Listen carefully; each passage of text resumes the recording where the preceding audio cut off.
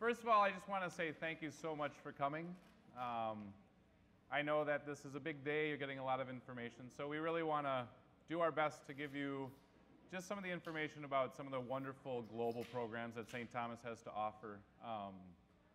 My name is Jacob Cunningham, and I am the coordinator of volunteer programs and campus ministry, and in that capacity I run the Vision program, which does January and spring service immersion trips domestically but also globally. My name is Tim Doman. Nice to see you all here. I'm suspecting that as we had our information fair this afternoon, I had an opportunity to speak with a few of you. I am going to be talking about our study abroad programs today in just a moment, but I want to talk a little bit about the fact that both Jacob and I are here today representing areas that I think are very closely related.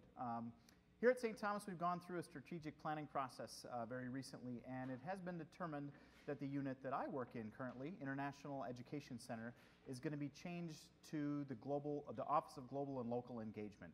And one of the things that we're trying to do is to make sure that students, regardless of whether or not they actually go abroad, have an opportunity to do something that will allow them to engage internationally. So that might be a service learning opportunity here in the Twin Cities.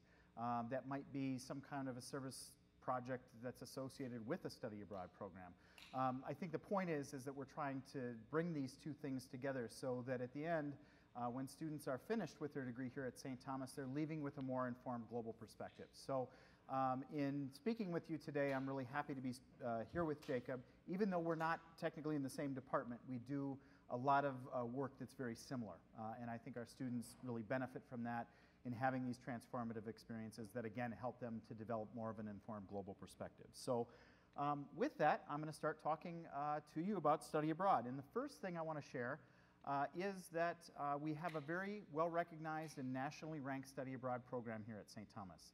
And I'm not saying this to sort of brag up the fact that we are ranked 8th in the nation for doctoral granting institutions, though we are proud of that. I think the point I like to make by showing this slide is that we have a lot of students who choose to engage in an experience abroad, and I think part of the reason for that is that we have so many different opportunities for students. So we have programs that run over January term. It's not unusual for us to see somewhere around 500 or 600 students choosing to participate in a January term course. We have a lot of opportunities, I think over 150 different programs in 40 countries for semester study abroad, with the idea that regardless of major, a student should be able to spend a semester and in some cases a year abroad. We also have summer programs, great opportunity for those students who perhaps have something going on here on campus, whether that's athletics, a position of responsibility with a club or organization, or maybe they're an RA. So summer allows for an opportunity for students to study abroad and either spend a short amount of time, just like a January term, anywhere between like 3 weeks and up to 8 or 9 weeks if they choose to do so. So I want to get into the whole point of studying abroad. Why would students bother with something like this? Why would you as parents encourage your son or daughter to study abroad? So I'm going to go through a few things, and I'm going to start out with the idea that students can start developing a resume or sort of a list of things that they might have learned as a result of having an experience like this. One of the things that's up here on this slide, and I want to address this first before I get into some other things, there's a study that was done very recently by one of our partner organizations, IES Abroad, and they found out over time in looking at students who had studied abroad on their programs that typically, they were finding that the students who had spent time abroad were getting jobs quicker as they got out of college, and they were actually had starting pay that was higher than their classmates who had not. I think that that's something that's really good for us who work in study abroad to find out, to see that there are actually some tangible results excuse me, of having these experiences. But I think generally, employers more these days are looking for graduates who not only have that expertise in an academic area, or not just trained in an academic area, but also have some of the soft skills. And I think, whether it's a study abroad experience or whether it's an experience on a program like Vision, students typically come away from these experiences with greater self-confidence. Maybe they're a little bit more self-directed. Perhaps they're better able to deal with adversity just because of some of the things that they have experienced throughout their time. There are a lot of others, but I think that those are a few things that are worth mentioning. Intercultural development. This is something that most students really don't think about when they're planning to study abroad. You know, learning about another culture, becoming more informed. And in many cases, students arrive, they have a little bit of culture shock, and they realize, wow, this is very different than home. That's the point where they start thinking about intercultural development, and they start thinking about the fact that the way they see things might not be the way the rest of the world does, and that's a very valuable thing for them to learn. So another point where students are seeing this is probably when they're coming back home and they're realizing that they've learned a bit about their own culture from standing back from it. All of these things lend to what we refer to in the field of education abroad as intercultural development. So again, having a more informed global perspective on the world. Learning or improving a second language is a good reason to study abroad. And this is a very traditional understanding of the whole point of studying abroad. For many years, the idea was that you'd go abroad fall of your junior year, and part of that was maybe learning another language. We still do that. We have a modern and classical languages department that is very, very supportive of study abroad, and we have a lot of different programs that are available. But there are a lot of other opportunities as it relates to maybe studying business somewhere. Even in China, our students have the opportunity to participate in a new program with Loyola University out of Chicago. They have a center in Beijing, China, and so our students can go abroad. They don't need to know Mandarin in order to participate in this program. They can take their courses in English. They can even do an internship.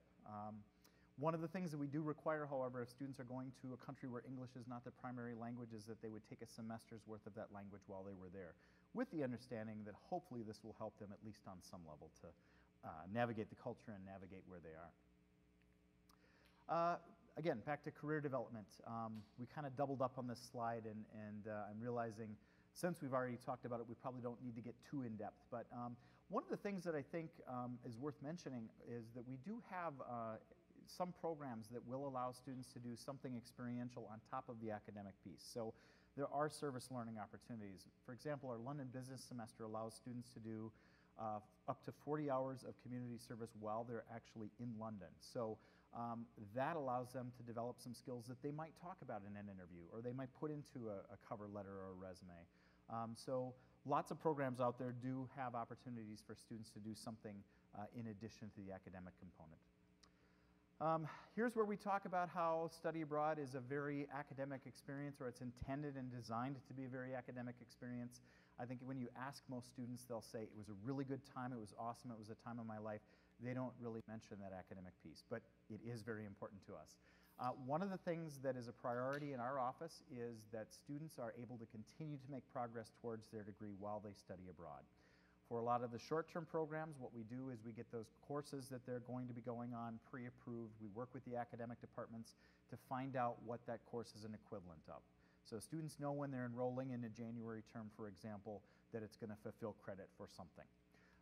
When students go on a semester program, we work very closely with the academic department chair. We work closely with academic advisors to make sure that students get their courses pre-approved prior to going abroad, so that they know that the courses that they're going to take are actually going to help them make progress towards their degree. What we have up here on this slide is just a couple of options that demonstrate how some of the programs that we have would fulfill St. Thomas requirement. The first two programs that you see up there, Biology and Economics in Botswana, Engineering in France and Italy, those are short-term courses that took place either in the summer or January term. The first one fulfilled requirements for both biology and economics. The second one fulfilled an elective credit for engineering.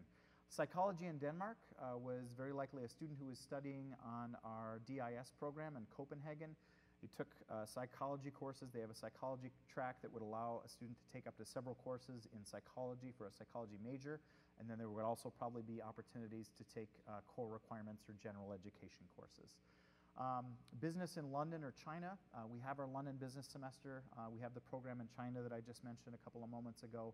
Students can, while they're abroad on either of these programs, earn credit towards their major.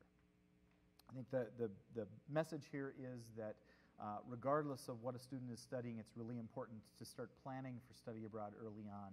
Meeting with an academic advisor or meeting with somebody in our office is always helpful, particularly for those students who are looking to study in the STEM fields, engineering, math, actuarial science, and for that matter, teacher education. That's another one where the sequencing needs to happen just so. So it's good for students to plan early. You probably have already heard about a couple of the January term programs that we're running specifically for first-year students. We have our Theology 101 in Rome program that fulfills the first theology course that students are required to take here at St. Thomas. And the Art History in London program fulfills the fine arts requirement and then also the human diversity requirement. I think with either of these courses, students are going to find that there is a classroom component, just like there is here on campus, but the faculty directors are going to make a big point of trying to ensure that students have an opportunity to get out and about. In London, instead of looking at slides of artwork on a screen like this, they'll actually be in the gallery and analyzing works of art. There are some field trips associated as well. In Rome, there'll probably be a lot of excursions, probably some guest speakers. And since you're in Rome, you're going to be in and around the Vatican, maybe seeing some things that you might only see in books. And I'm sure that in addition to that, with both of these courses, students are going to have an opportunity to learn a little bit about the culture that they're going to be studying in for the month of January. So a few words about finance. I know that for a lot of parents, this is the one that you most have questions about. When it comes to talking about affordability or how much this actually costs, what we can say quite confidently is, for the most part, the programs that we have on our books are comparable to tuition, room, and board here at St. Thomas. That means one of those January term programs that we looked at is going to be right around $7,000. That's about what it costs for a student to be here on campus during January term and taking one course. For our semester programs, tuition, room, and board is going to be very comparable, maybe not exactly the same, but pretty comparable to what students are paying here on campus. It's the airfare and the additional money for travel, going out, those kinds of things that can make it a little bit more expensive than when they're here on campus.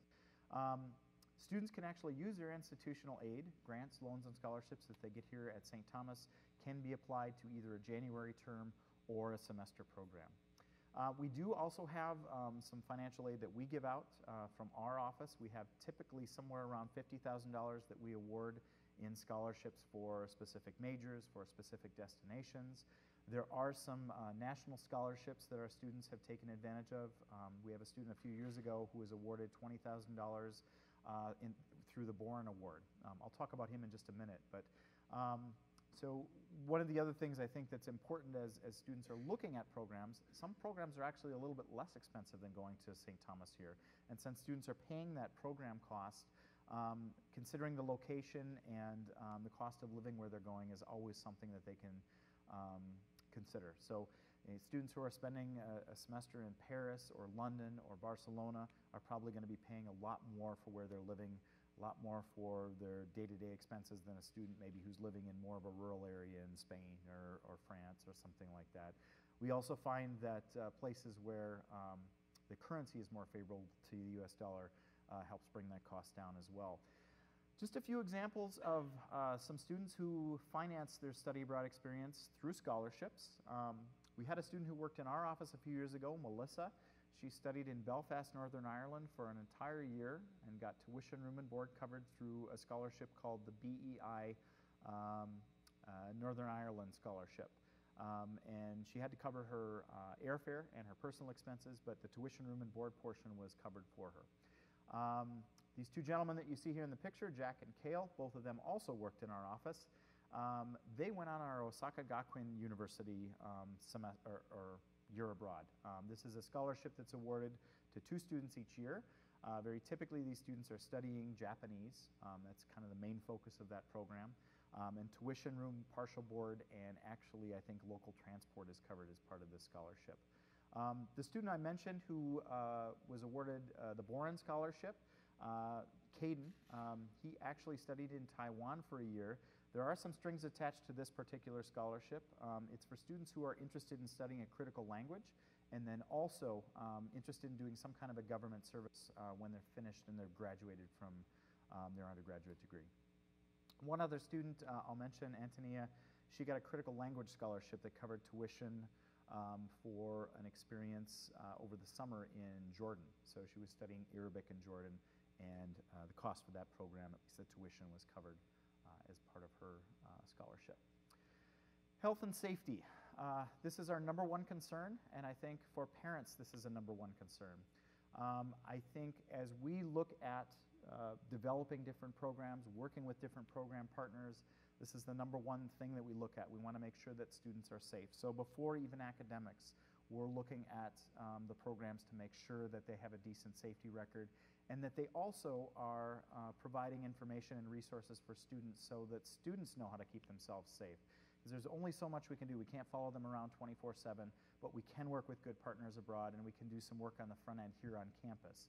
So we do have a pretty extensive pre-departure orientation program, whether students are going on January term programs, summer programs, semester programs. We do spend quite a bit of time with them going over health and safety, what it's like to be in a different culture. We have some specific sessions that are geared towards, what it's like to live in a homestay, how to manage your money, some of those things. But I think the bottom line is we always have a representative from our student health services come and talk about the things students need to do to keep themselves healthy. I talk about safety each time. In addition to that, we require our students to carry some kind of insurance. Some of the programs that we work with provide comprehensive insurance that would cover health. So even if students are covered as part of their parents' coverage, they would have health insurance as part of being on a St. Thomas program.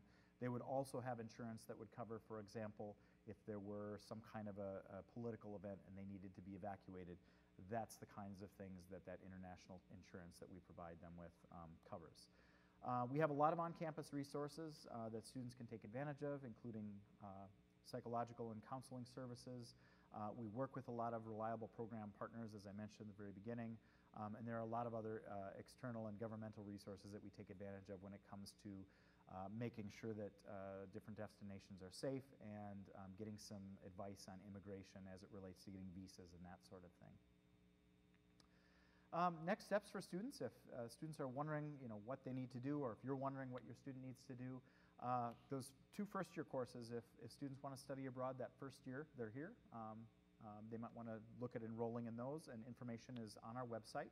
They can attend a first step session. We do have student employees in our office, peer advisors, who staff our student resource library. They can just stop in, or they can attend one of these first step sessions, which is kind of a pre-advising session. Students can research program options. They can do that on our website. They can come into our office, look at the catalogs that we have on file, and they're always welcome to schedule an appointment with a study abroad advisor. So my colleagues and I, Lauren Viner and Sarah Husing, we all advise for study abroad, whether that's January or semester and year-long programs. Our study abroad fair is going to be shortly after students arrive on campus. I think it's September 15th when that happens. That's another thing that they can do. And there's information about deadlines, but that's really kind of an additional set of information that students will probably hear from us later, but we've got them up here on the screen anyways. March 15th being our fall, year, and summer deadline, and then October 1st being our spring and J-term deadline. So next thing I've got is a very quick little video that one of our students put together.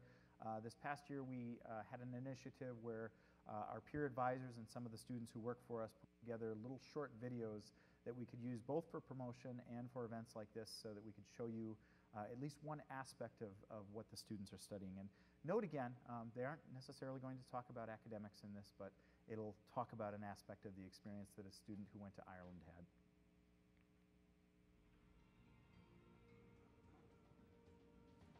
Similar to many mornings in the beautiful country of Ireland, we start off the day with a little adventure, some moisture, and sleepy-eyed. Today we are headed to the beautiful island of Inishmore, the largest of the Aran Islands, located about 45 minutes off the coast of Galway. After a long and grueling ferry ride, we had arrived and had the choice to either go on a bus tour or rent bikes to explore the island.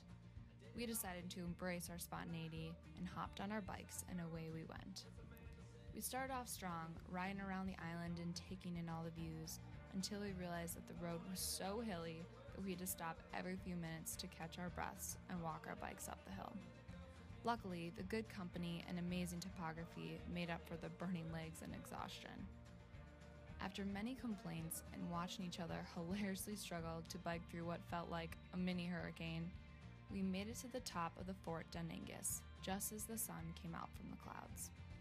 In typical Ireland fashion, that didn't last long. The rain and wind came back in ferocious waves, even stronger than before, almost blowing us off the cliffs. You'd think we were used to it at this point, but we huddled together in an attempt to shelter ourselves from the small flakes of hail that was now pelting our faces. Mother Nature was definitely not on our side today. Despite the circumstances, we couldn't help but laugh and enjoy the moment of being in one of the most beautiful places in the world with some of your best friends. The weather subsided and all was calm as we headed back to our not-so-trusty form of transportation. As we walked back, I couldn't help but think of how blessed I am for having the day to not only learn more about my Irish heritage, but to explore and wander aimlessly without a care in the world. Despite the wind, rain, and hail, it was one of my most favorite days abroad. There were definitely times we wanted to throw in the towel and head back to the boat. But I wouldn't have changed any part of it, because I was with my best friends in the country I love.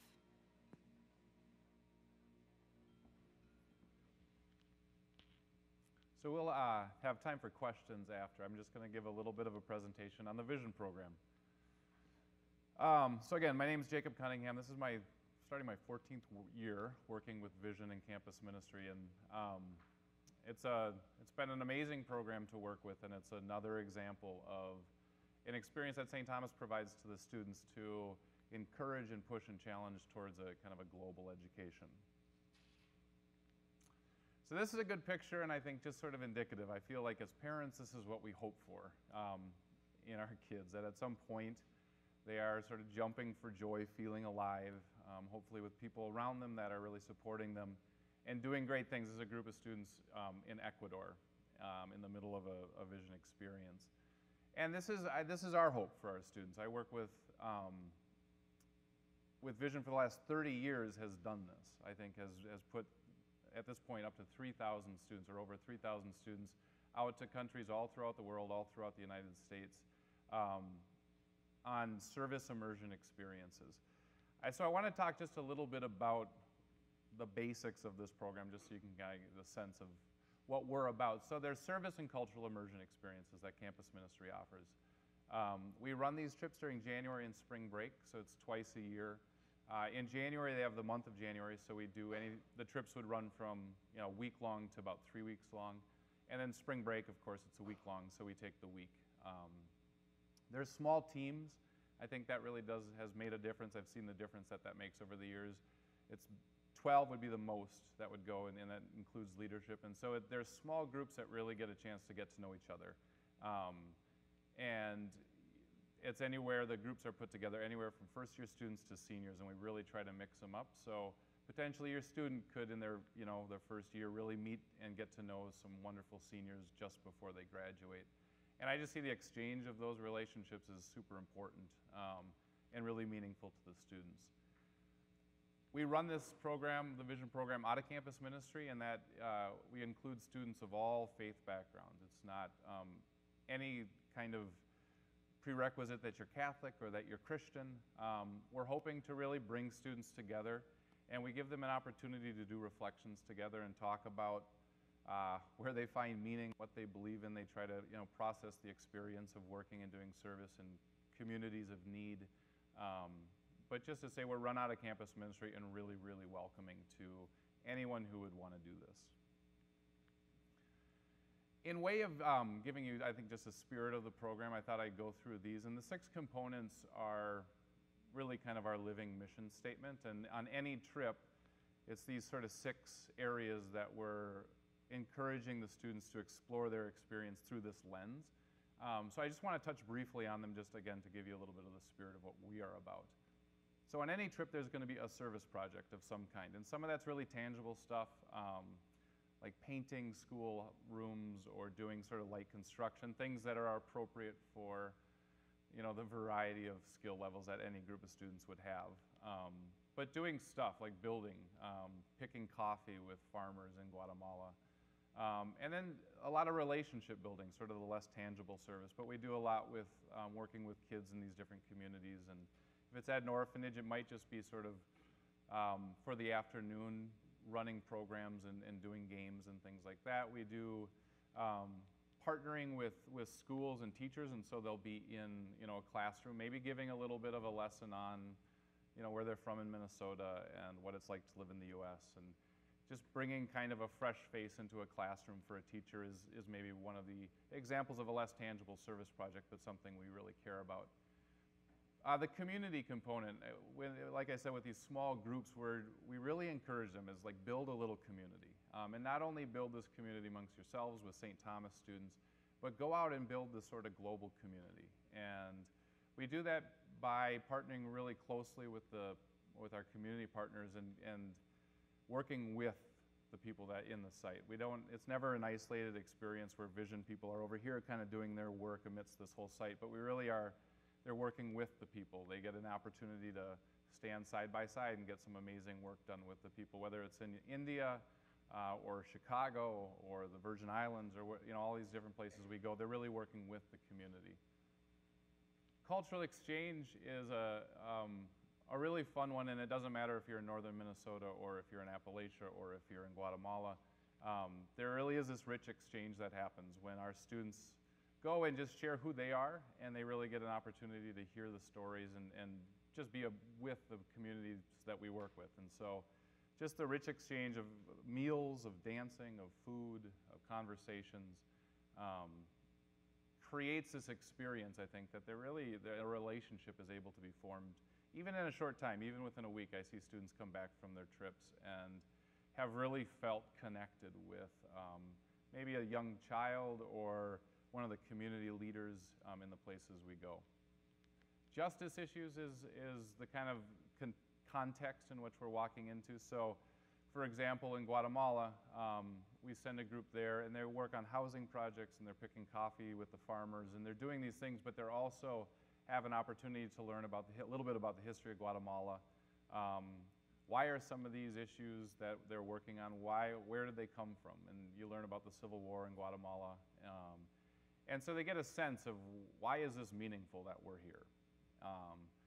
And I think on any of the sites, they get, it's not classroom stuff, but there's lots of times where we'll get speakers and we'll just have people have conversations and sort of process the experience and learn about the place that they're at. Simplicity is, I think, a really unique part of this program and something that I've seen students really be both challenged by and just love as well. And so we'll do things like, I think, just the examination of the difference between needs and wants, and sort of saying, go with very little. We'll do packing lists, and I think it's stunning to me to see like students, when everyone's dressed in sort of grubby jeans and a t-shirt, and they're kind of like they don't have all their stuff, they're able to get to know each other in a different way. And I think, you just see cliques, of course, with this age group, and along the lines of sort of, this is where I'm at the university, here are my friends, this is kind of what we look like even. And when you strip some of that away, I think it just offers this really great opportunity for a different kind of relationship. And I see those relationships a lot as students come back and just really feel bonded to their group of students that they went with and their team. Spirituality, like I said, we're out of campus ministry, and this component is really meant, again, just to push students to say this is a part of who you are. And I think being a part of campus ministry and being a part of a Catholic university gives a kind of the license to say, this is a conversation that can happen and should happen between you as you get to know each other, just to share how it is this experience in this other country, the service that you're doing, what you're seeing, how is that impacting you, and also just share where you find meaning in your life and what do you believe in. And I just see a lot of times they'll do reflections in the evenings and we'll propose a topic, and students will just be able to talk about it. But in those conversations, they just are able to really hear other students talking about their lives and share their life. And it's again, I think one of the things where I see a lot of good change in students, where they come back and they feel like, wow, I know some people, and they know me in a way that I may not even be used to, even with some of my close friends. So those 6 components, I would say anyone who goes on a vision trip, they'll come back and they'll know those 6 because we'll talk about them, and we'll we'll kind of contextualize the trip with these 6 things and have days where we'll like do something with simplicity, or the reflections are in the context of spirituality. So I just tell them to you, again, to give you a little bit of a sense of the spirit of what we're about. Some of the things, like I said, they'll be doing is just like, it's always some good hard work. And so they'll come back tired and with some battle wounds as far as some of the service projects we put them into. There's always an opportunity to, explore the beauty of nature, explore the beauty of the place that they're around. It's not 40-hour work weeks and things like that. We have plenty of time for rest and for enjoyment and things like that. Building relationships, reflecting in the evenings, learning about some of the social and environmental issues that they're facing. These are all things that your student would be doing on these trips. So the cost and the fees, we understand, so this is outside the curriculum, so it's not a part of the course or like a particular major. So what it allows, it's a freedom that anybody can go on these trips, from first year to seniors, for any major. And we can really blend those groups so that any of the trips is a really diverse group of, from different degree backgrounds and things like that.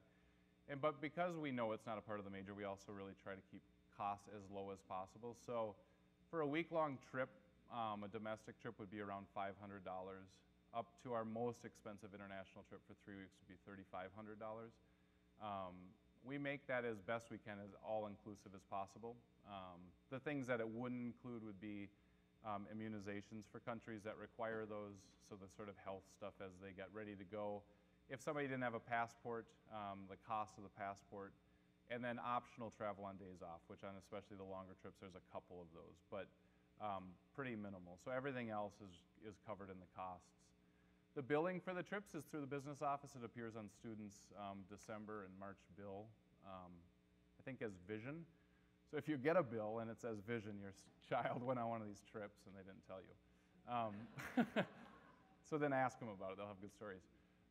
Scholarships are available. I've done my best, and our program is really committed to allowing these types of experiences to anybody who wants to. And we really try to work with students to make them affordable, either through helping them with fundraising or also the scholarships we offer. We have 5 different scholarships that we'll give to students. And they're primarily, except for a couple, based on need. So we're looking at their financial need, and we do our best to cover as much as they need. So we'll do up to 100% scholarships on some trips with some students. But we're a small program, so we really have an opportunity, I think, to work closely with students to if somebody comes to my office and is like, I'm trying to figure out how to afford this, I'll just work really closely with them to see how we can make that happen. So these are, I'm not going to go through all these, but I just thought I'd put that up there just so you can sort of see the places that we're going. You can see, California, Guatemala, Ecuador, New Mexico, India, Jamaica, Montana, St. John's, Virgin Islands, Chicago, Colorado, New Orleans, and San Diego, California. So we have some trips international, some domestic. Those are all for this coming year for January and spring break. So just to get, a sense of where we go. And like Tim was saying, so health and safety obviously is a huge part of these types of programs. When we're sending students off, it's sort of this professional staff's job to, with all due diligence, just to prepare really amazing but very safe experiences for the students. So just to bring this up, we work with really amazing community partners. So all the people that I work with all over the globe,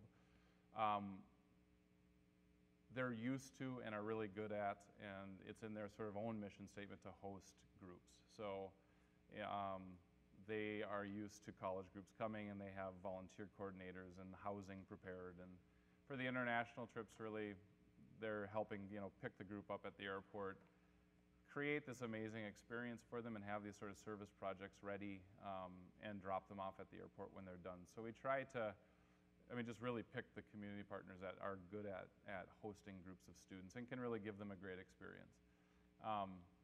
I think a great option about Vision is that there's a really strong component of student leadership. And so I have a group of 12 student leaders that they're the team for the year, and they're going to be taking actually a large part of the leadership on the trips. And so if your son or daughter is interested in this program, at some point they could potentially even be a leader in this program. And we give them a lot of responsibility. I train them. They're part of a year-long training program that I run.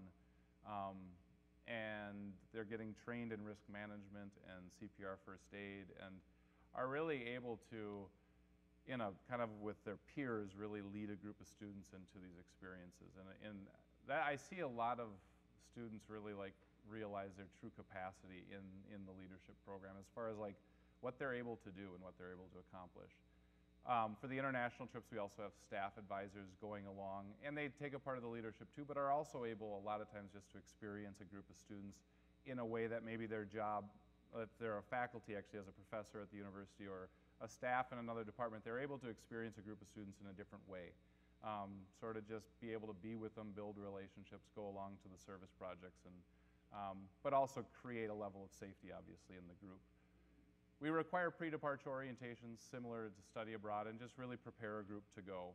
We work with, there's a great travel clinic run through Health Services at St. Thomas, and they do a wonderful job of getting the group together and talking specifically about where they're going and the things that they need to be safe in these experiences.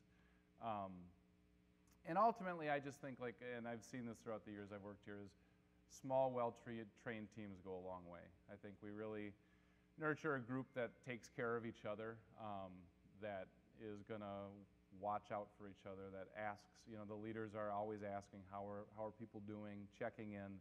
And so those things really go a long way. I just see over the years groups that even if, you know, in moments where they need to figure something out, they figure it out as a group. And they have a lot of support around them with the site and the leadership. And at St. Thomas, there's a ton of support for the safety part of this. So that's a little bit about the safety. As far as how to get involved, I think one of the great things about Vision is we have a really tight timeline in terms of when someone would apply and when they'd go on a trip. So for example, and this happens all the time, students in their final semester, they're a senior, they've not been on a trip, they're in their February of their senior year, they could decide that they're interested in going on a Vision trip, and they could go on that spring trip. So you would apply, so for the fall, October is for that January, and in the spring, the application is in February for that March. And it just allows a little bit of flexibility and team people to kind of, or for your first year student, for example, they can come in and they may not know anything about Vision, but they could go on a trip this January if they applied in the October timeline.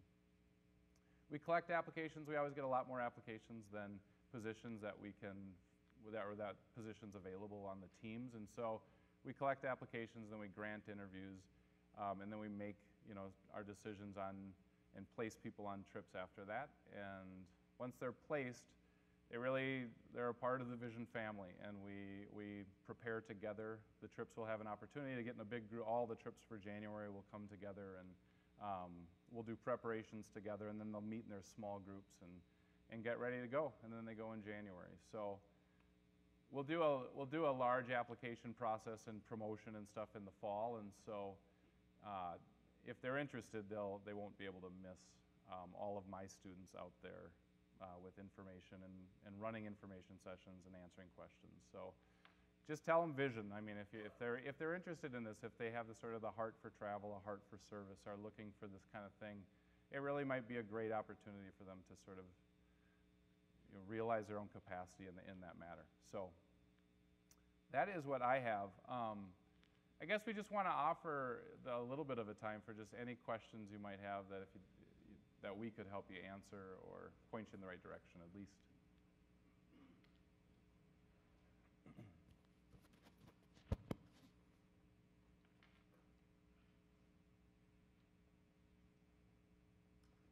How long are your Vision trips generally in January? So, yeah, so, well, there's the international one. So this year, the trip to India, Guatemala, Jamaica will all be 3 weeks, which is the longest. So it would be like leaving in the first week of January. So like, let's say the 4th to like the 22nd. We try to give them some time at the end so they can readjust a little bit before the first semester, but the longest trips we would do would be 3 weeks. The The vision trips, like I said, they're not a part of the curriculum. One way that it interacts with the curriculum is that if your student is a business major, part of the requirement for business is 40 hours community service, and it's called the Business 200 program. And Vision fulfills that requirement, which is nice. Because they could do some of them are doing like an internship of 40 hours over an entire semester, but they could go on a spring break trip, and that counts as 40 hours. And so they could do the Business 200 program, in Kentucky, working in rural Appalachia for a week.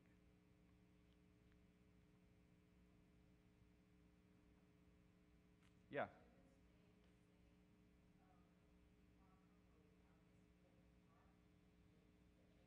Say that one more time.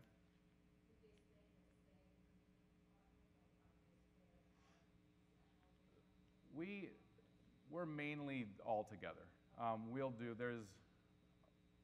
In the years we've gone to Venezuela, we've had a trip to Venezuela. They've done homestays for a couple of days, just to get out and get to know some of the families in the parish that were in there. But mainly, and for this year, they're all together in kind of dorms. And we do some camping trips. So Virgin Island National Park is a trip we do where they work in the national park, and they clear trails and stuff, and they're camping in the campground there all together.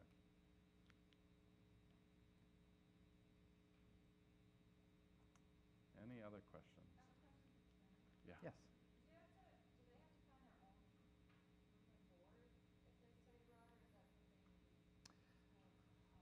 I would say a large portion of the programs that we have already have that as something that's prearranged. There are a couple of exchanges where students may have to take some responsibility for finding housing either on campus or off campus. I think there's two exchanges that we have where students are responsible for getting their housing.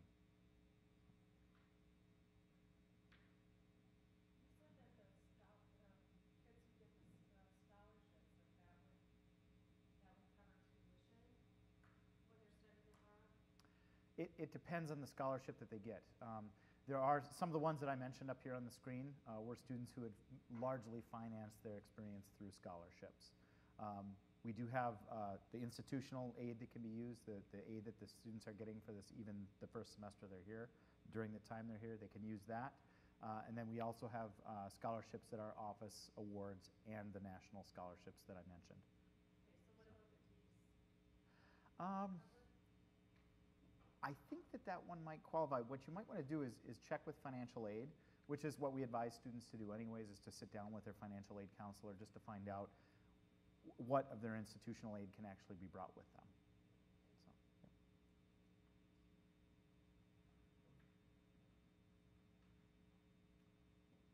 yeah. All right. Well, thank you for your time, and have a great rest of your day.